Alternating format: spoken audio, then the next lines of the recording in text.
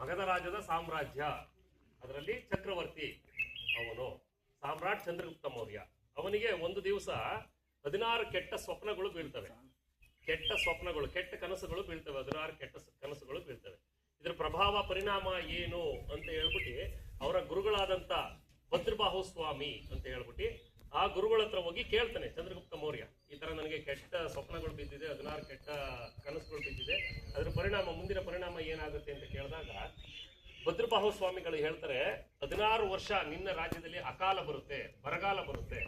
ಆಯ್ದಕ್ಕೋಸ್ಕರ ನಿನ್ನ ಮಗ ಬಿಂದುಸಾರ, ಸಾಮ್ರಾಟ್ ಅಶೋಕನ ತಂದೆ ಬಿಂದುಸಾರ, ಬಿಂದುಸಾರನ ತಂದೆ ಸಾಮ್ರಾಟ್ ಚಂದ್ರಗುಪ್ತ ಮೌರ್ಯ, ಸಾಮ್ರಾಟ್ ಅಶೋಕನ ತಾತ ಚಂದ್ರಗುಪ್ತ ಮೌರ್ಯ. ಬಿಂದುಸಾರನಿಗೆ ನೀನು ರಾಜ್ಯಭಾರ ಕೊಟ್ಟು ನನ್ನ ಜೊತೆ ವಿಹಾರ ಮಾಡು, ಉತ್ತರ ಭಾರತದಿಂದ ದಕ್ಷಿಣ ಭಾರತಕ್ಕೆ ನನ್ನ ಜೊತೆ ಬಂದು ಮುನಿ ದೀಕ್ಷೆ ತಗೊಂಡು ನೀನು ಐಕ್ಯವಾಗು, ಸಮಾಧಿ ಆಗು ಅಂತ ಹೇಳ್ತಾರೆ. ಅದೇ ರೀತಿ ಅವಾಗ್ಲೇ ಅವನಿಗೆ ವೈರಾಗ್ಯ ಬಂದು ಅವನ ಮಗ ಬಿಂದುಸಾರನಿಗೆ ರಾಜ್ಯವನ್ನು ಕೊಟ್ಟು 12,000 ಜನ ದಿಗಂಬರ ಮುನಿಗಳ ಜೊತೆ ಉತ್ತರ ಭಾರತದಿಂದ ದಕ್ಷಿಣ ಭಾರತಕ್ಕೆ ವಿಹಾರ ಮಾಡ್ತಾರೆ.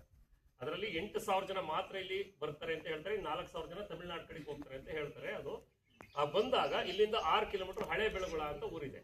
ಅಲ್ಲಿ ಅವರು ಒಂದು ಚಾತುರ್ಮಾಸ ಮಾಡ್ತಾರೆ. ಚಾತುರ್ಮಾಸ ಅಂತ ಅಂದ್ರೆ ಮಳೆಗಾಲದಲ್ಲಿ ಅವ್ರು ಎಲ್ಲಿರ್ತಾರೆ ಅಲ್ಲೇ ಸ್ಟೇ ಮಾಡ್ತಾರೆ. ಅವರು ಅಂದ್ರೆ ಹುಳ ಹುಪ್ಟಿಗಳು ಉತ್ಪತ್ತಿ ಆಗ್ತಾವಲ್ಲ, ಹಿಂಸೆ ಆಗ್ಬಾರ್ದು ಅನ್ನೋ ಒಂದು ಉದ್ದೇಶಕ್ಕೋಸ್ಕರ ಮಳೆಗಾಲದಲ್ಲಿ 5 ತಿಂಗಳು ಅವ್ರು ಎಲ್ಲೂ ವಿಹಾರ ಮಾಡೋದಿಲ್ಲ, ಎಲ್ಲಿರ್ತಾರೆ ಅಲ್ಲೇ ಇರ್ತಾರೆ.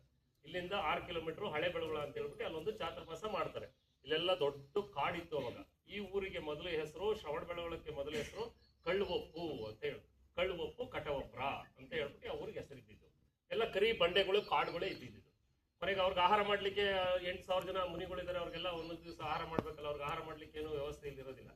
ಅವಾಗ ಈ ಗ್ರಾಮ ದೇವತೆ ಕೂಷ್ಮಾಂಡಿನಿ ದೇವಿ ಇದೇ ಜಾಗದಲ್ಲಿ ಒಂದು ನಗರನೇ ರಚನೆ ಮಾಡ್ತಾಳೆ.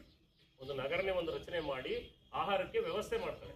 ಕೊನೆ ಮುನಿಗಳೆಲ್ಲ ಅಲ್ಲಿಂದ ಬಂದು ನಡ್ಕೊಂಡು ಬಂದು ಇಲ್ಲಿ ಆಹಾರ ಮಾಡ್ಕೊಂಡು ಮತ್ತೆ ಹೋಗೋರು.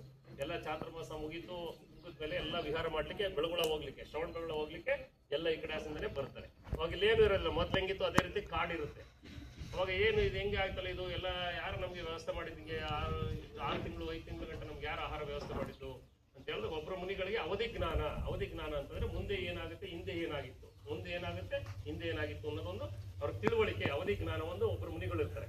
ಆ ಅವಧಿ ಜ್ಞಾನದಲ್ಲಿ ಅವ್ರು ತಿಳ್ಕೊಂಡು ಈ ಗ್ರಾಮ ದೇವತೆ ಈ ಕೂಷ್ಮಾಂಡಿನಿ ದೇವಿನೋಳು ನಮಗೆ ಇಲ್ಲಿ ಎಲ್ಲ ವ್ಯವಸ್ಥೆ ಮಾಡಿದಾಳೆ, ಆಹಾರಕ್ಕೋಸ್ಕರ ವ್ಯವಸ್ಥೆ ಮಾಡಿದಾಳೆ ಅಂತ ಹೇಳ್ಬಿಟ್ಟು ಆ ಬಂಡೆ ಮೇಲೆ ರೈಟ್ ಸೈಡ್ ಇದೆ ನೋಡಿ, ಎಲ್ಲಾ ತೀರ್ಥಂಕರಗಳಿಗೆ ರೈಟ್ ಸೈಡ್ ಯಕ್ಷ, ಲೆಫ್ಟ್ ಸೈಡ್ ಯಕ್ಷಿ ಇರ್ತಾರೆ. ಗಂಡು ದೇವರು ಬಲಗಡೆ, ಹೆಣ್ಣು ದೇವರು ಎಡಗಡೆ ಅಂತ ಇರ್ತಾರೆ. ನಮ್ಮ ಜೈನ ಬಸದಿಗಳಲ್ಲಿ ತೀರ್ಥಂಕರ ಅಕ್ಕಪಕ್ಕದಲ್ಲಿ ಇದು ವಿಶೇಷತೆ ಅಂತಂದ್ರೆ ಇಡೀ ಭಾರತದಲ್ಲೇ ಎಲ್ಲೂ ಇಲ್ಲ ಈ ತರ ಒಂದು ಬಸದಿ. ರೈಟ್ ಸೈಡ್ ಯಕ್ಷಿ, ಲೆಫ್ಟ್ ಸೈಡ್ ಯಕ್ಷ ಇದೆ ನೋಡಿ. ರೈಟ್ ಸೈಡ್ ಅಲಂಕಾರ ಮಾಡಿದ್ದು ನೋಡಿ, ಹೂ ಹಾಕಿ, ಅದೇ ಯಕ್ಷಿ ಕೂಷ್ಮಾಂಡಿನಿ ದೇವಿ ಗ್ರಾಮ ದೇವತೆ. ಅಲ್ಲಿ ಒಂದು ಕಮಂಡ್ಲ ಬಿಟ್ಟು ಹೋಗ್ತಾರೆ.